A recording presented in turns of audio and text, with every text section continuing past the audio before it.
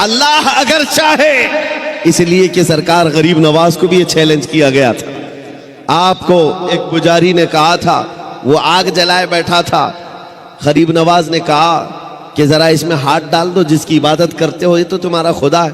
اس نے کہا اس میں ہاتھ کیسے ڈالیں گے، یہ تو جلائے گی۔ کہا جس کی عبادت کرتے ہو وہ خود تم کو جلائے گی۔ کتنے سالوں سے عبادت کر رہے ہو؟ کہا میرے باپ دادا سب اسی کی عبادت کرتے آئے، ہم اس آگ کو بجھنے نہیں دیتے۔ کہا پھر ہاتھ ڈالو۔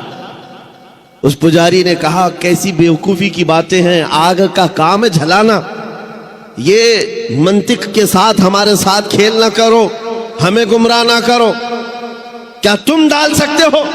سرکار غریب نواز نے کہا میں تو اس کی عبادت نہیں کرتا، لیکن جس کی پیدا کی ہوئی اس کی عبادت کرتا ہوں، آگ کا مالک اللہ ہے۔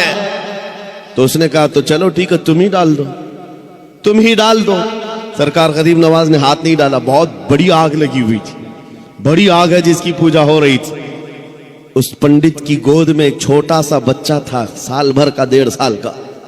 اس کی گود سے بچے کو لے لیا اور آگ میں چلے گئے، اندر چلے گئے۔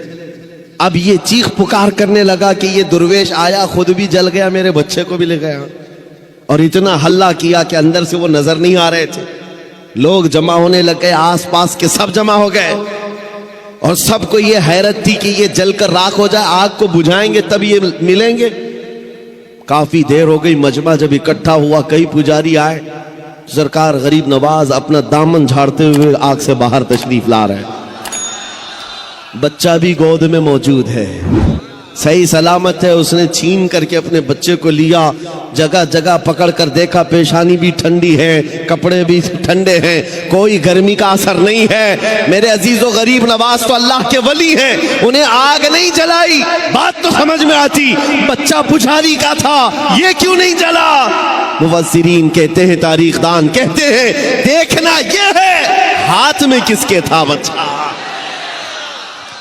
اسی لیے ہم کہتے ہیں خواجہ کا دامن، غوث کا دامن، ارے جہاں ہاتھ لگ جائے اس پر آگ نہیں لگتی۔